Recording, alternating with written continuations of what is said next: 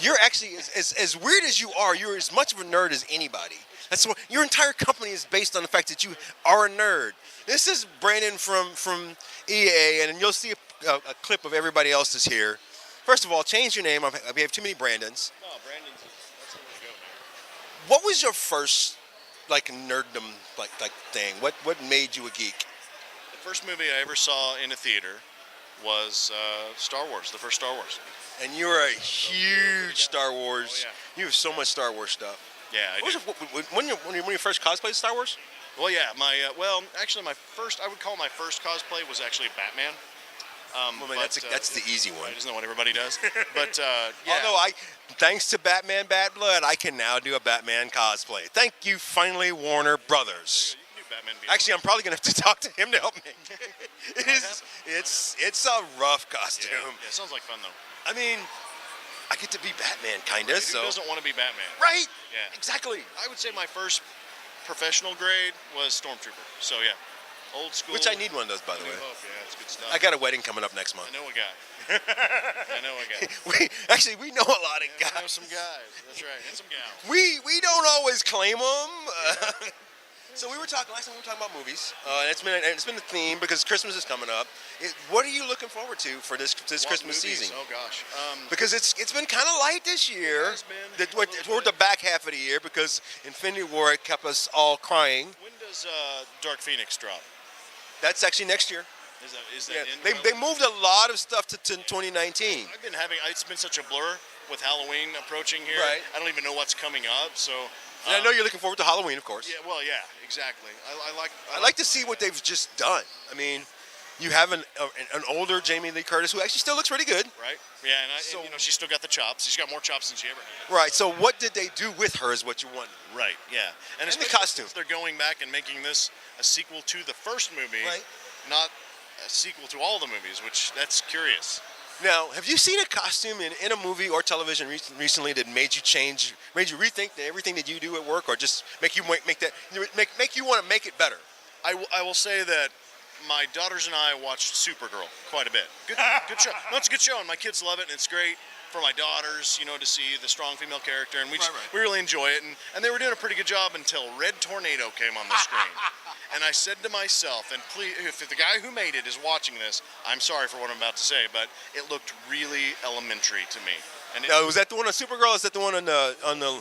Okay, because the one in the crossover was all CGI and it was perfect. Yeah, the one in the Supergirl episode, it was rough. It was hard to watch. And my daughters were the first ones to point it out. I was being a good dad sitting there and watching the show quietly, and they were like, "Dad, that's a terrible." Have you seen Black Lightnings? I have not. Oh. No, is it good? Not good? No, I haven't watched it. I mean, the show is good, Yeah. but the costume. Really? What's it lacking? In your mind, what's it lacking? Eternal Armory making a better costume. Oh, now come on. No, it's bad. It's just bad. Yeah. It's bad all around. I mean, I got used to it because I watched the entire season. It's kind of like any bad costume after 3 or 4 episodes. It's just the costume. Right. But the decisions they made, it looked like something from 1970s disco. Yeah. One of the things I haven't watched the whole series, so geek cred takes a hit here, but The Flash. To me, the first season, the first few episodes, it didn't fit him. Right. But I think he into it. It either fit him better, or I just accepted it. Well, if you go back and look at the Flash itself, the comic and everything, what we're used to from comic book costumes is your Supermans and your Batmans. But if you look at the Flash, he actually always has been Grant Gustin's size. Yeah. We just never noticed because it's the Flash. Right. Yeah. Now the one thing they have done is they've gone to mostly CGI, and it sucks. So stop it. And that was from Brandon at Eternal Armories in Willard, Missouri. I know this guy. I don't even know what he's saying. Now, what about in movies? Because I know you're a big movie guy. I like to go to movies, yeah. And I know that every once in a while you'll see the costume. There was some amazing stuff in Solo. Again, I'm a Star Wars guy, right? And just some of the background. Well, you can't really dog on Solo because those were all brand new costumes. Yeah, and they were beautiful. There was some beautiful costume and prop work, and it had. What about Infinity War? Anybody screw up in Infinity War? What was your take on Winter Soldier's arm? I feel like Marvel's Marvel's overdone the mechanical arm thing. In fact, I feel like every geekdom there is, every fan base there is guys lay off the mechanical arm thing. Well, I mean, they can't. I mean, it would have been awful if they rewrote him without that mechanical arm. So, right. but why couldn't they have left it silver? Even though I know he was in Wakanda, and I like the Wakanda version of that arm, we don't know what powers it has. Right. Which because it's got to have something. it's Wakanda. You better believe it. You don't make it out of vibranium and expect it to just be like the old one. Right. I think. Whose costume would you have changed in Infinity War? Thanos. Hey, please note, every other question he had to stop and think about it. That one he answered before I finished the question. Brolin did an amazing job with Thanos. I mean, he steals that whole movie, and the way they animated the face off his face, it's brilliant. But it's like pajama Thanos. The very beginning of it, he's like regal and all this beautiful gold and this battle helmet, and there's bodies, and it's just, you get this feel of this guy's dangerous. Right. But then he takes it all off and walks around in his. Well, now let me ask you this: in a competition with him versus Darkseid, the Thanos that you're thinking of and the Darkseid that I'm thinking of, pound for pound, who's going to win that battle? That's such a complicated question. He's getting ready to. The dancing you're about to see right now should be on Dancing with the Stars. Gosh, it's like who would win fire or water, right? I mean, these guys are. I mean, they're titans of their own universes, separate universes that have different levels of what I could do and what is the worst thing you could do, and snapping your finger and killing half of all existence. That's pretty tough. I'd say Thanos with the Infinity Gauntlet. The nega beams are really awesome. Absolutely. I would love to see you run from them. Nobody runs from those. Batman has never been hit by them. Right. Well, yeah. He's got a little more reflexibility than I do, but. In honesty, when I was a kid and I saw those, they little freaked me out a little bit. Yeah. Of all of the bad guys out there, his eye beams gave me a nightmares. It was a little freaky. I'm like, wow, he's not stoppable. The way they were always drawn was just terrifying. Terrifying. Yeah, it's like I'm suddenly in a room that is a blender, and I just don't know what's going to happen. You just Great. Now all my fans have that mental image as well as I. Because those beams are going to get you. At least he didn't say it was the Munchkins from Wizard of Oz, and that would have just made it so much worse. That's true. So, clearly you're a little demented. How does that play out with what you do in Internal Armory? I think you have to be a little bit crazy to do some of the things we do. I mean, to think that that you can make, this raw piece of plastic into something that actually scares the crap out of people. We pride ourselves in going from scratch to finished piece, and that means. We start with clay, we go to a mold, we do some castings, we take the castings, we clean them up. We might re-sculpt them as a hard cast and remold them and cast them again. There's a lot of process. So I think you have to be a little bit crazy to follow all the steps to fruition. Now, correct me if I'm wrong, there's a story out there about the local law enforcement not liking you as much as you'd like for them because how good you are at what you do. Yeah, we have the local police department. They come around and they do door checks at night. We frequently work pretty late just to try and get things finished because deadlines. But and their wives don't want them to come home anyway. So there's that too. But so they'll stop by and they do door checks while we're still there. So they'll walk in and say hi for a few minutes, and we love to put in front of them like one of our props, like one of our prop guns that we've just done finish work on, and say, okay, what do you think about that? And the correct response is, I'd shoot you over it.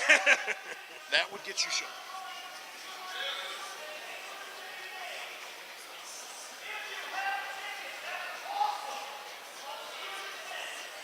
okay.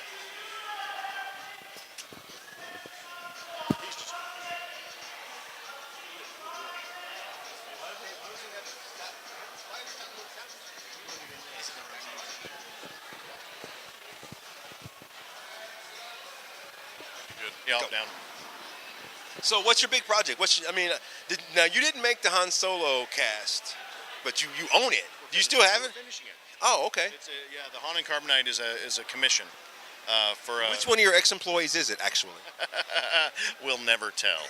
But he looks a lot like Harrison Ford. Yeah. No, we're finishing it up for a customer, and it was kind of a deal where he was moving, and he said, guys You've mind had it for storing? like 2 years now, because he said so- like, would you mind storing it for me?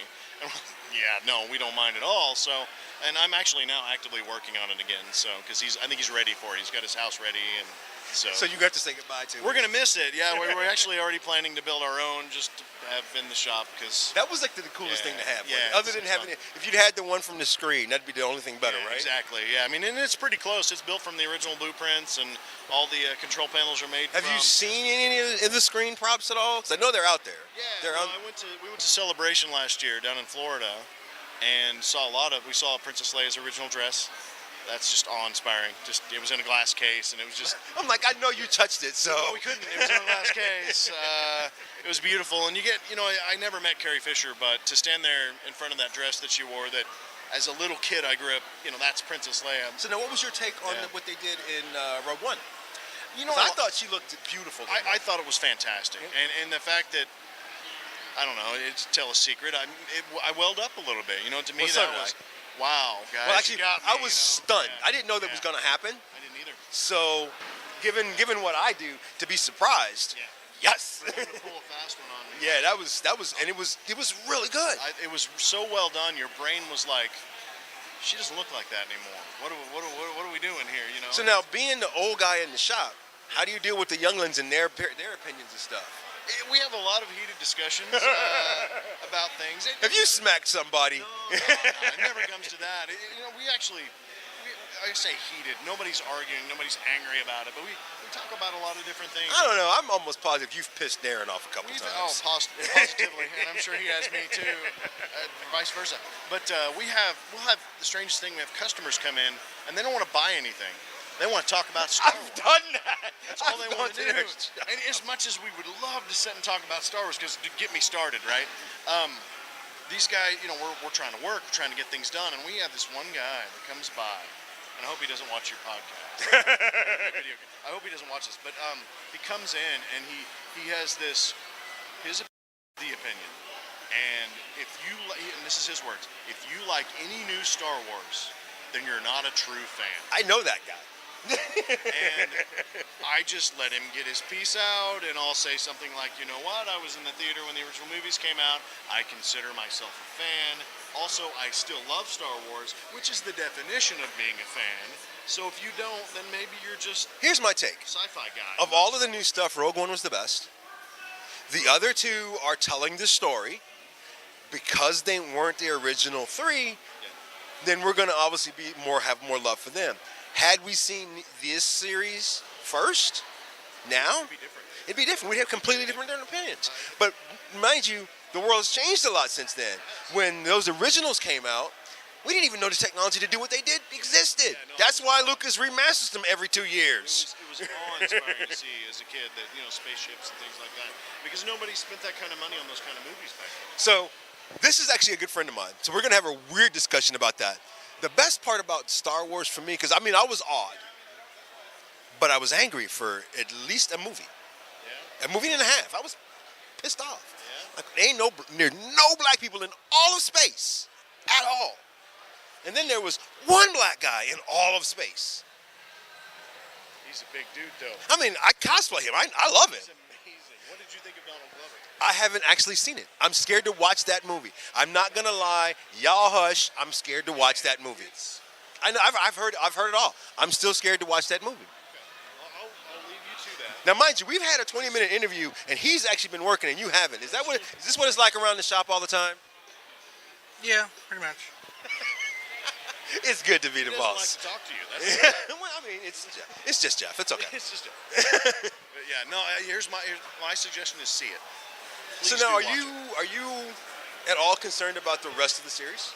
My biggest concern is the folks that boycotted Solo or didn't go out because they didn't care for The Last Jedi or what have you. And I love The Last Jedi. me not getting the next Solo movie because they leave it obviously. Right. There's more after that. And I enjoyed it enough that I'm upset with those people because box office is what does it, right? I mean, when Lucasfilm was re-releasing the prequels in 3D, I was excited because they announced they were going to do all 6 movies back in theaters in 3D. Right. Don't care about the 3D, but my daughters were going to get to see Star Wars in the theaters. 3D. Right. Right. I was excited, and they did Episode 1. and it didn't do very well. And then Disney, some things happened. Well, it's Disney. And I was just heartbroken that they didn't get to have that experience. I mean, we watch them at home all the time. Right. But to get to see them on the big screen was a big deal. Are you at all concerned that the series could come to an end? I've been there. Right, I'm an old guy. So when Return of the Jedi ended... See, I didn't notice how I didn't put a joke in there at all. No. I'm proud of me. For real. I explained it. Here I am talking about them youngsters. But... We lived through the dark times when there was no Star Wars. And when Return of the Jedi was over, we had records and books. Think about it. It was a long time before Fox even had VHS release. We couldn't rewatch those movies. They weren't in theaters. They were.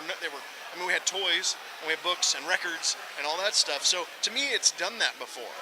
So I was so excited when they announced the prequels. I was so excited. Well, until you saw them. Well, there's still there's good things and there's good things and bad things. The first one. Yeah. I can see the first one. I looked at the first one like I looked at New Hope, but with some serious flaws. The second two, I could literally, if I knew how to blur out film, I would give the camera the finger, but I don't know how to censor it. I don't know how to censor it. Thank you. Now I have to figure out how to cut that. Because I didn't think it was. First of all, the guy that played Anakin is the worst actor on the planet. Yeah, and I don't believe that Hayden Christensen is the worst actor on the planet. I think he was directed. No, he's a bad actor. Look at his other stuff. He's a bad actor. Yeah. He's a bad actor. He wasn't that bad. He was Actually, no, he was bad in Luke. He's a terrible actor. Agree to disagree. But I think somebody else carried him in Looper. Yeah. Yes, but he can't act. I'm sorry. Wow. This is Brandon. Give him the website and address and everything. It's EternalArmory.com. You can find us on Facebook. You can find us on Instagram, and you can follow us on Twitter. There's not much he can't do. They're a little shy of metal, which has me concerned. Hey, we've got CNC plasma cutters. We can laser cut plastic wood. We've got a CNC router now online, which is really cool out at the big shop. We're even doing apparel. We can do screen printing now. So check them out. I'm going to do a show there sometime in the near future when they're not busy, which I think I missed that little window of 3 days. But 30 seconds. check out Eternal Armory. This is Talk with Fanatics and Fans.